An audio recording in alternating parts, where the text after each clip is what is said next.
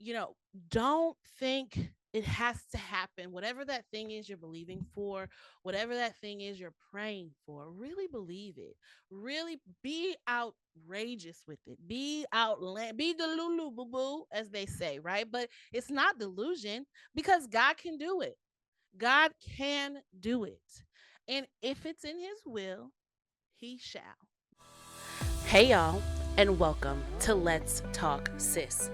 I'm Shekinah, your host, and as we spend time together, I can promise you three things. I'll be honest, I'll make you laugh, and I won't hold back. Let's Talk Sis is your essential girl talk destination where you'll hear about life from the perspective of a black woman in America, as our stories often go untold. I can assure you, while honest, we are a community for growth and love. Remember to like, subscribe, and share the podcast. Now sit back, relax, and let's talk, sis.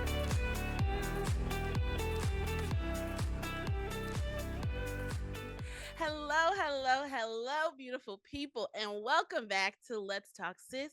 This is a safe space for Black women who are deeply emotional, have not felt seen, heard, or valued. We have room for you here, okay? I am your host, Shekinah, and this is one of my favorite places to be, and I'm so glad that you decided to join me this week, okay? Every week, y'all, we are here celebrating Black women, listening, telling our stories. This week, it's just me, your girl. So hopefully, y'all enjoy it and we have a good time. Okay.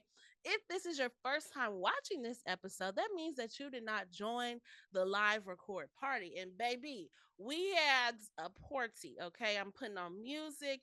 I'm getting the things set up. I'm getting into the groove. We're chatting in the chat. Okay. If you are somebody who likes fun, who likes vibes, who loves Black women, we want to see you there. We are live on the apps, YT, TT, figure it out. Every Friday at 2 o'clock. Like I said, we do a little dance party and we get into the topics. We have us a time, okay? Now, okay, because I want to see the comments. I want to see what the people be saying. Like she said, we having a time in here. Okay, now let's not stand on ceremony, Mr. Wayne. Let's get into the topic. Let's get into the things. Let's talk, sis. What are we talking about? Okay, so today our timeline topic is why y'all be late. Okay, normally I be scrolling through my timeline and I see these things, but on today I happen to have made this post and it got a lot of traction. So let me go ahead and play this for y'all. People who are chronically late, like y'all don't never get nowhere on time. Walk me through that. Like walk me through what in your mind says it's okay to be somewhere 45 hour late. Like 5 minutes drives me like physically I respond. I like to be on time. I understand there's certain things about a party you don't get there at 7, maybe 7:30, but like 9, 10 o'clock you showing up, that's crazy to me. So I want to have curiosity over judgment. Let's talk. Make it help me. So, you heard my question, right? I am genuinely trying to figure out, because I value being places on time, right? I understand that things happen, and I hate a motherfucker when you say that. Well, it's traffic, and it be this. You know what I mean. For the majority of the things, let's be on time for the most part, okay? So this video got over 2,000 views and 88 comments on my account, and I feel like it's worth the conversation. Okay, so I'm gonna read you a few comments. One says, as an only girl in my immediate family and as a chronically late human, I cannot answer this question. I am late to everything. I was even late to my own birth. I respect your honesty, queen. Do better. Okay, next. 9/11 was being late when, sorry, 9/11, when being late saved lives and all the on-time people were unalive. Learn that guardian angels are always working, maybe even removing the person who would cause the accident you might have had off the road. Double blessing. Now you are reaching. Okay, don't bring my God into this. First of all, okay, I being late and it's a guardian angel means, oh shoot, I forgot my phone at home. I gotta run back in real quick and grab it. Not, oh, I'm gonna mosey around until 5 minutes before I gotta leave and now I'm an hour late. You tried it, my boy. You tried it. This is my favorite. I used to do that. Whole family would make jokes about it, and I realized how insensitive it was, and I stopped. I still may be 5 or 10 minutes late, but even that annoys me. I try my hardest to be on time. We love a aware and a compassionate queen. Okay, somebody who sees, hey, this is actually a problem, and they make adjustments accordingly. Nobody is perfect. We're not expecting you to be perfect. But if you keep being late and we keep telling you you're late, do better. Okay. And the last one, it irritates me so bad being late, but sometimes I cannot control my procrastination. I've been better though. Okay. Okay. Curiosity over judgment. I want to hear y'all comments. Weigh in. Let me know. Are you somebody who's always late? And if so, what the hell? Okay, what's going on? Talk to me about it. Walk me through the process because we there are a lot of tools, there are a lot of resources, there are a lot of things that can be implemented, explained, uh, to help you improve. It's not like freaking cancer and there's no cure for it. Okay. So, in case you didn't know what you could do, I asked my boy Chat. Okay. I said, help me with these people who are always late. Give me three things. Okay. Practical tips, advice that they can do to improve their lateness. Okay. Number one, trick your brain with the false start. This, I don't love the whole, okay, now let me finish reading. It says set your clocks or calendar reminders 10 to 15 minutes early. But here's the catch. Treat that as your real start time. You're not lying to yourself. You're creating a mental buffer for the I'll just do one more thing moments that make you late. Rename your calendar events to include prep time if you want to be a pro. So, for example, okay, a lot of things, a lot of reasons that I've noticed sometimes people are late. It's not because they're just like, fuck it, I'm gonna be late. It's because they don't really recognize, oh shoot, I gotta grab my bag. I gotta grab my t-shirt. Oh, wait, let me iron this real quick, or let me put a little edge gel on my edges real quick. I'll just do one more thing moments that add up and eventually they just have blew the whole leave time. So what this is saying is account for that. Okay. Honor that. You know you got a lot of little things. And so what if you get ready early? Like that be the thing. People be like, well, I'll wait because I don't want to be sitting around in my clothes. No, you need to be sitting around in your clothes. Because if the leave time is 5:15, that is not the time for you to get to grabbing your bags, packing your chargers, putting on the last little bit of lip gloss. That's the time for you to be walking out the door. Okay.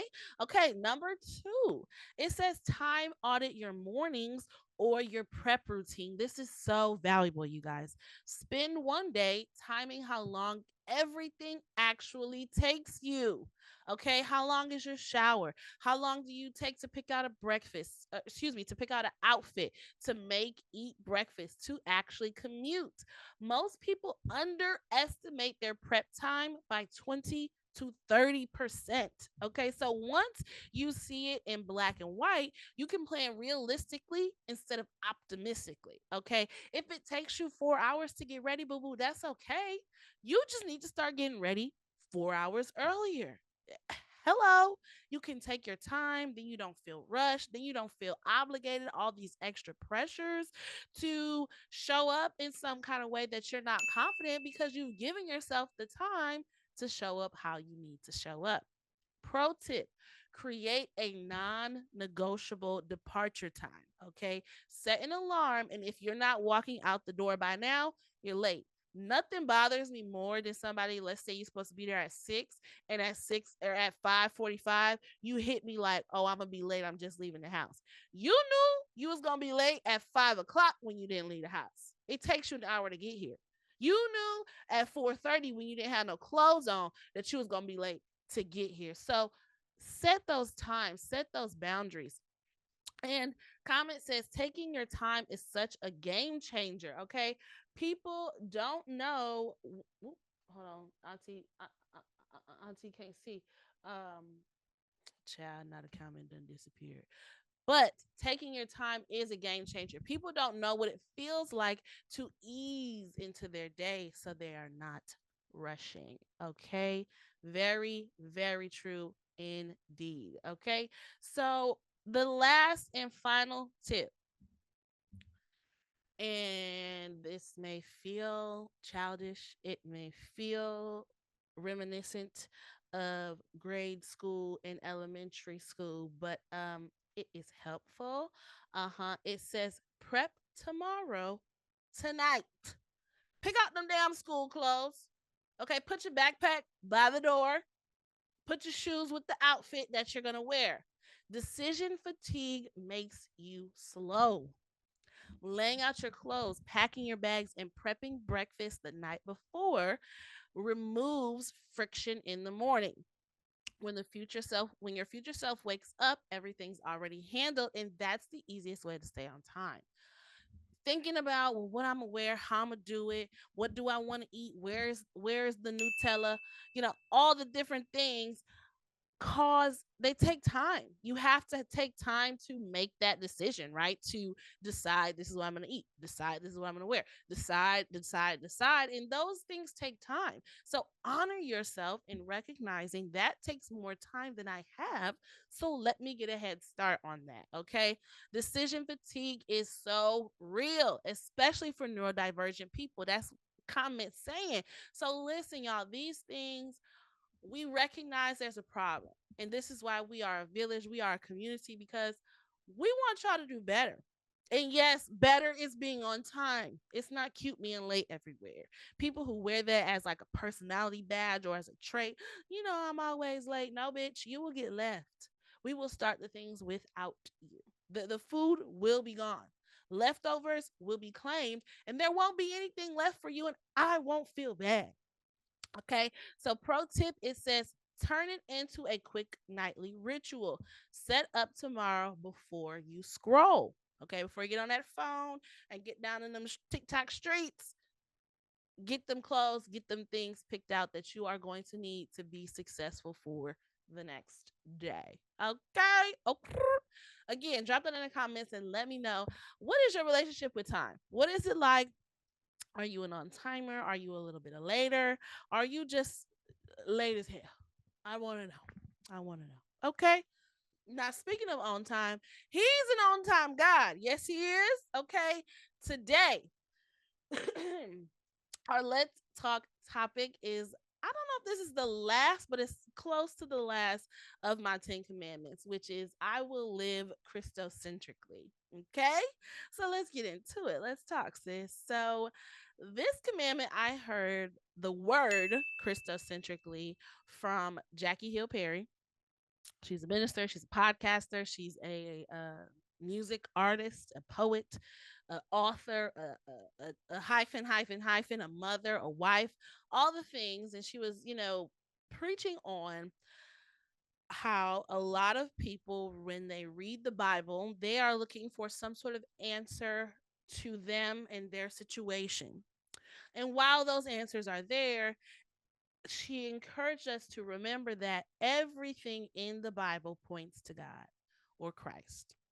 Everything in the Bible should direct us to his nature, his being. And if we look for that, we will see that, right? And that is also a way to live, is to center every action, reaction, emotion, feeling, direction, question, desire around Christ? Is this what Christ came and died for? Is this what's in his will? Is this what he would do? Is this how he would react? What is he trying to teach me? What is he trying to show me?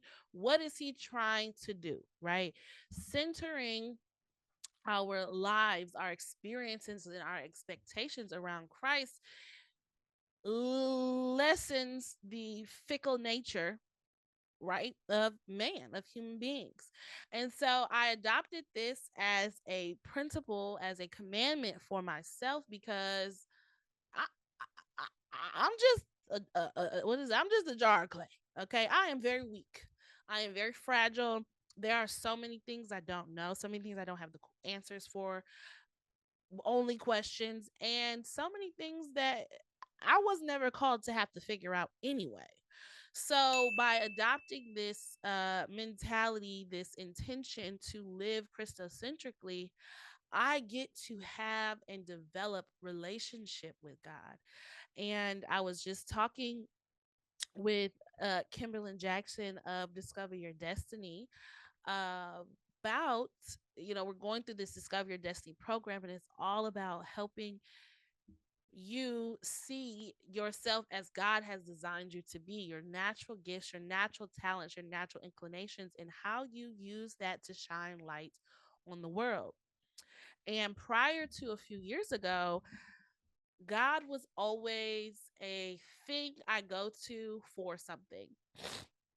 His nature to me was always described: you can pray and ask God for anything, he'll give it to you, right? You can't be out here living raggedy and just disrespecting his people, right? You got to love the people, but just call him and ask him for whatever.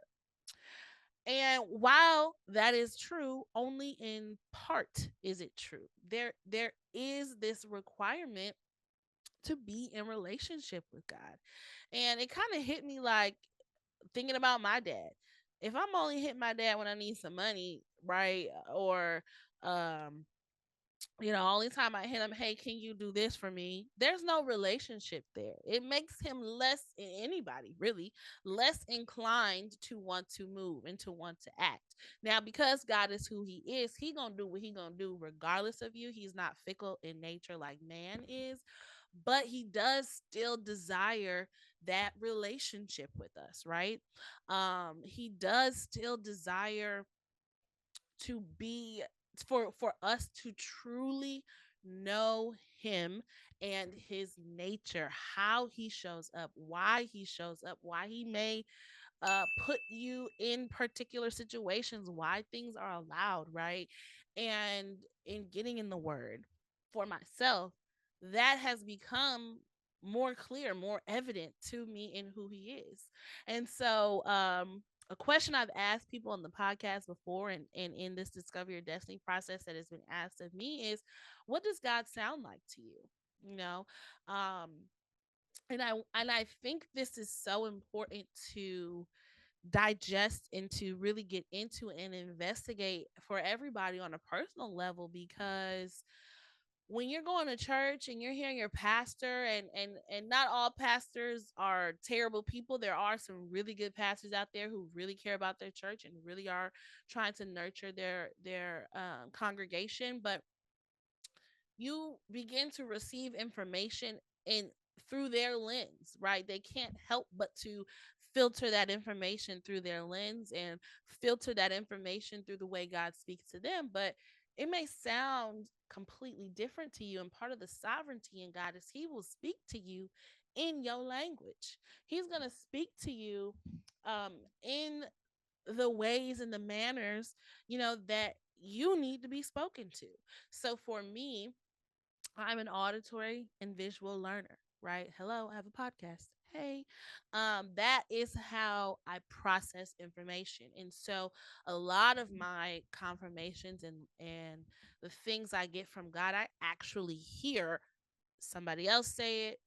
I listen to the Bible, it'll say it. I'll be watching TV and a random commercial might come on and confirm something I'm saying. And it's not, so let me back up, because it's not that the onset of download of the information is from somebody else saying it. I'll have a thought, I'll have a concept of an idea, and then I'll get on something, and that person will confirm exactly what I was just talking about. That's how it comes. I'll have this download of information where I'm like, okay, and then I get on something, and boom, that's exactly what that person or that situation or scene is talking about or discussing. And for me, it when I get this download, it sounds a lot of times like it's my thought, right? Did I think that, or God, did you plant that in my head? But then boom, I get the confirmation that I need, right? I hear it somewhere else. It is spoken, whether it's somebody saying it physically in person, whether again it's a movie that I just happen to watch or ain't watched in 15 years and decided on today I'll watch it, and then bam, somebody says the exact thing that I'm thinking about. So it's important to recognize, lean in, and trust that communication that I have with God, because it helps my discernment. It helps me when somebody's saying something off.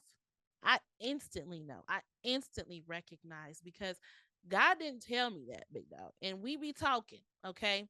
Comment says, yes, for all this understanding of how you receive information and how God talks to you. So many people don't even know that, even pastors. Well, shout out to you, KJ, and shout out to Discover Your Destiny, because through those questions, through those modules that you masterfully designed, I'm able to ask those questions. I'm able to investigate, that part of our relationship, because again, it is a relationship with God. It is a relationship with Christ. It is a relationship with the Holy Spirit, and all three different things in one body. That's another podcast for another day.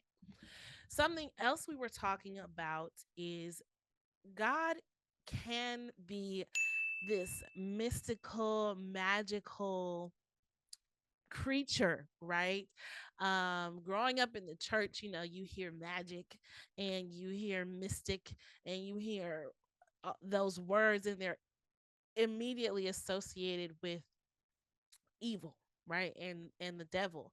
And so I think a lot of times when we expect God to show up, it has to happen in some really practical way, right? It has to happen in um this man-made. For example, if you wanted a house, right? God, I'm believing you for a house. I'm believing you for a house. You might think, okay, well, if I get a house, then that means, God, you have to send me this $20,000 deposit that has to hit my bank account first. Then I got to get approved for the loan. And then I got to do this. And then I got to go through this. And then I got to go through that. And then I have to go through that. All these steps that man has put in. And God will come in, and literally somebody will walk up to you and sell you a house for $1. Like, that's how it works, and give you the keys just because, yeah, we do got to do some sort of paperwork. There does have to be some sort of exchange, right? But literally, that is how God can work. It can literally be this. Whoa, did you really wave a magic wand, and this really just happened for me? Yeah, baby girl. Yeah, God can be wondrous and magical. I don't know what other word to use to describe it. And and I think when we allow ourselves to believe big and dream big and know God is big, we will see signs and wonders, right? Signs and wonders. If you don't believe my word, believe my signs and wonders. What do you think it was like to see somebody's limb grow back? You don't think that looked like freaking magic? Like, like hello, and what do you think it feels like to never see your whole life, and now all of a sudden I'm opening my eyes and there's beautiful trees and butterflies and birds? Hell, that's magical to me, right? In the best way. And I want to put this message out there, because again, I think, like the comment says, we try to put God in a box in ways that make sense to us. And what that does is it limits your faith. it constricts your faith. Because if you believe, well, it can only happen, God, I'm believing you for this house, I'm believing you for this thing, but I know it can only really happen this way, because this is the way I think it should happen, and these are the roadblocks I put in my mind. Then are you really believing God is giving you that house? Are you really believing that God is going to work those things out to get you what you need? Do you really have faith that God will move a mountain? Hello? Hold on. Moving a mountain, like, do you know what that would look like? How big, how massive? Do you really believe he can? And even if he doesn't, do you believe he can? Right? And it says this much of a must. God, I don't know how you finna do it. And I'm gonna be honest, it seems impossible, right? But I believe in you. I have faith that you can do all things. And so therefore, how you do it is how you gonna do it. Okay. And so it's just like, you know, don't think it has to happen. Whatever that thing is you're believing for, whatever that thing is you're praying for, really believe it. Really be outrageous with it. Be delulu boo boo, as they say, right? But it's not delusion, because God can do it. God can do it. And if it's in his will, he shall, right? And there's a double-edged sword here, because he don't give you everything you want, because sometimes what you want is not in his will. God gives you the desires of your heart according to his will. Okay. And have that conversation with him. God, if this is not your will, show me your will. Put your will in my heart, right? And he will do it. He absolutely will do it. So I encourage you, whatever you believe in for, however big you might think it is, it's not too big for God, boo boo. He has the whole world in his hands. He's got the whole world in his hands. He got the whole world in his hands. Whole world's in his hands. Hey, Shando. Okay. Now, you talking good, sis? I'm trying. Okay, I'm trying. Do you really have faith? Is the question. And I want you to, what do I want to say? Because my dad said something to me. He was like, don't let people think or make you think you're not believing right, or you're not believing enough, right? Because I think a part of us, we do believe God can do these things, but we can't fathom how it can be done. And so we stay on that. We stay on that. No, well, how, God, how is it going? Look at my situation. Look where I'm at. Look what I don't have. How could it possibly? Right. But I think we have to release that, because that is suppressing this little tiny mustard seed we got, right? It is a little bit of a mustard seed. It is a little bit of a faith, but we leaning into the questions of the hows and the why, how could it, and is it possible, right? Just focus on this. Just focus on this little bitty mustard seed of faith that you have. It's not about enough. God can handle your questions, right? God can handle your doubt and your concern and your wrestling with. Talk to him about it. Be honest, write it out. But don't consume yourself with trying to figure out those answers. I have a God jar that I've told y'all about. Write it down. I put it in that jar, and God, you gotta handle it. You gonna have to figure it out. I cannot. I'm leaning into my faith, because I believe that you can and you will, and He will. Okay. So if you are, if you don't feel like you have this relationship with God, right? Of where you can hear Him, and how you know He gonna do what He say He gonna do, or your faith is not, through the roof, which I'm not perfect, right? I'm working on lessening the time from, God, why is this happening to me, to, oh God, okay, let me show out this, let me see what you're gonna do in the midst of this, right? That gap is still very much there for a lot of us. But you want to know where to start, read your Bible. That's simple as that. You don't need to go find a church, you don't have to find a preacher, you don't have to join a Bible study. Open that book and start at the beginning. Literally start at the beginning. I read the NLT version. I can't get down with King James. Okay. I think that's a lot of us, our barriers to entry. The New Living Translation is what I read because it is plain. It is a so I've learned there's a word for word translations, and then there's a thought for thought translations. I'm getting through the thought for thought translations right now. Okay. I need to know the big picture. I need to know the grand scheme. I need to know the full story. Okay. I am not in a position of knowledge and maturity to be able to understand the story, understand the concepts, dissect the words, and translate their meanings all in the same time. It's too much. This is a lifelong relationship we got here. So let me start with what I can understand. I can understand the NLT. Okay. I can get that. And also, what helped me understanding and reading the Bible is realizing, this is a storybook, right? I know that's can seem obvious, but this is a storybook of God's creation of man, his expectation of us, and his promise in return. That's really what it's all giving you, right? That's really the big picture, the big concept.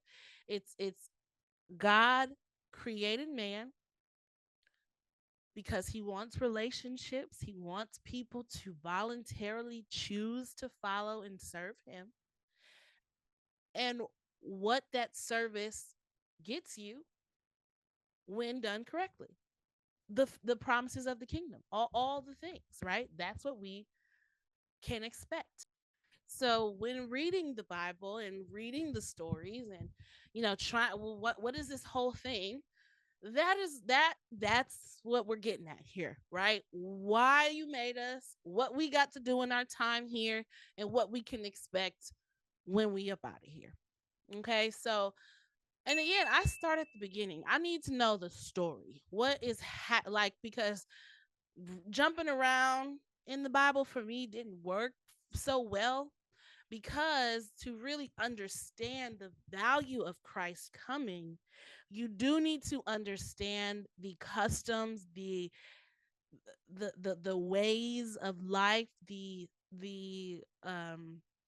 processes to access Christ, to access God that was required before Christ came. Right? You got to kind of understand that whole storyline, right? So start at the beginning, Genesis 1:1. Okay. Um, and just read it. Don't read it to understand everything. It don't all have to make sense right now. It does not all have to resonate right now. It does not all have to be relevant right now. But just read the story to know the story, right? To gain your own footing, your own grasp on what this whole God thing is all about, right? So now when you go into the world, when people are making comments, when people are saying things, you can be like, I didn't read that in my Bible, right? I didn't see that in my book. And stand on it because that word is the truth and it ain't changing. Okay. And you can stand on it. Um and and give yourself grace and time. You don't have to read the Bible in one day. Okay. You don't have to read it in a week. You don't got to get it done in 365 either. You can take your time and digest and marinate and read it at your own pace. Um I say read, but I actually listen. I told you I'm an auditory visual learner, so I press play and let it read it to me on my phones. Okay, so yeah. If you are looking for some good content to spark these conversations, these questions, this information, some of my favorite people to listen to. One is Dr. Anita Phillips. She is all about the Bible, the brain, and our biology, and how those three areas intersect and how they have often been kept apart in conversation in churches. There's pray it away, and you shouldn't be fearful because God didn't give you the spirit of fear. And oh, the schizophrenia is a demon, we could pray it out. No, sis, you need medication. Okay.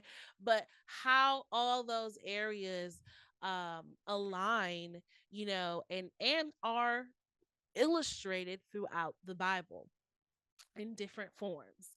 I also love Priscilla Shire. She is a minister, and she breaks down the Bible for me in such a practical way, in such a honest way and compassionate way, to really just show real life examples that also you have access to the Holy Spirit. You have access to God's manifested presence here on earth. You see miracles happening for everybody around you, and they can also happen for you if we live right and we live holy and set apart, right?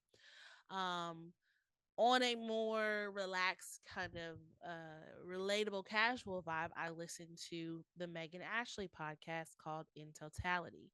She has been very transparent about her coming to Christ, her walk, her struggles, her revelations of this relationship that we are having with Christ. And, I appreciate any woman vulnerable enough to, again, not just tell us the sad story, but tell us how we can be better, right? How we can reframe some things to live better, right? Live more like Christ has called us to live. And so she has some really good conversations on that podcast that are very, very honest and straightforward and relatable. I think that is the the best part. Someone says, I am curious about her new episode. Megan, yes, she spoke about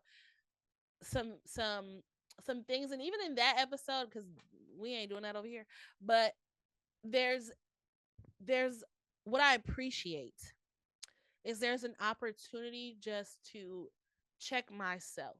Her approach is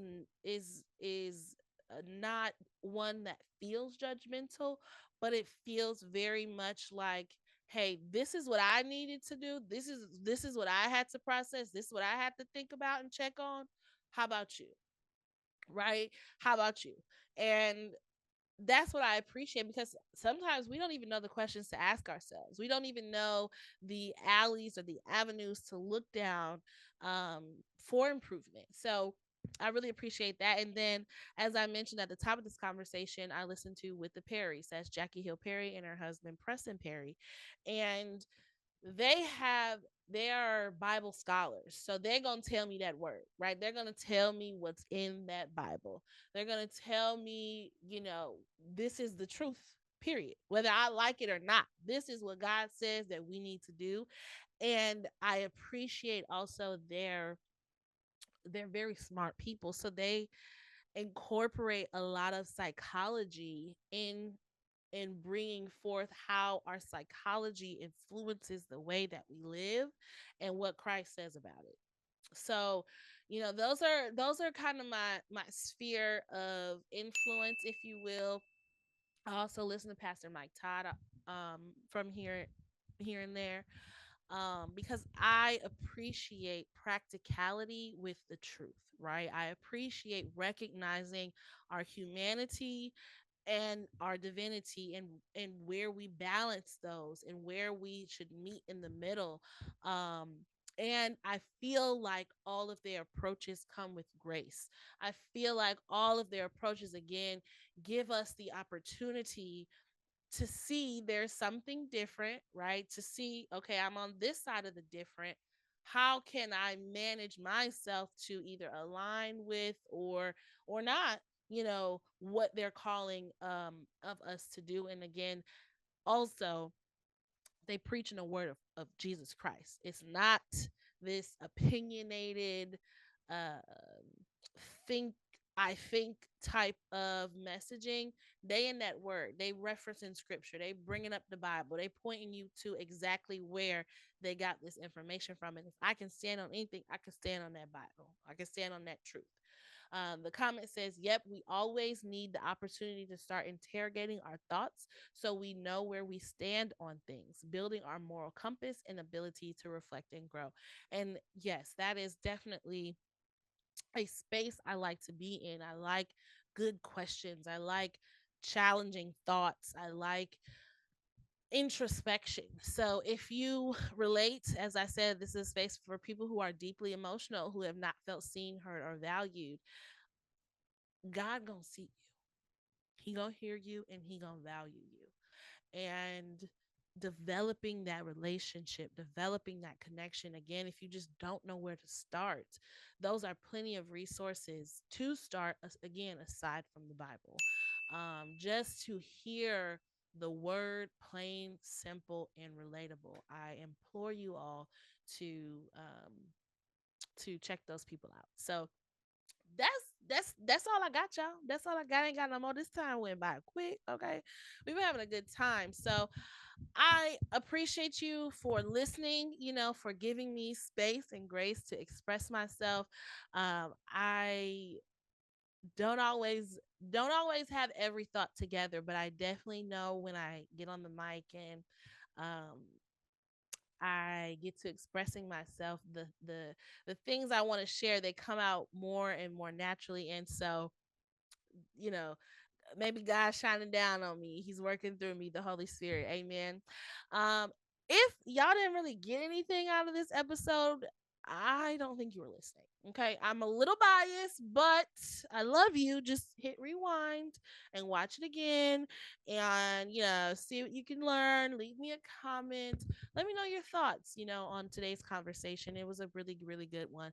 And I appreciate it. So, share this podcast, like this podcast if you have not, and leave me a comment. Send this to your aunties, your nieces, your grandmas, your moms, and all the people because we need to grow this community, one viewer, one subscriber at a time. And subscribe to the podcast. Okay, we love y'all, and I will see you next week. Bye bye.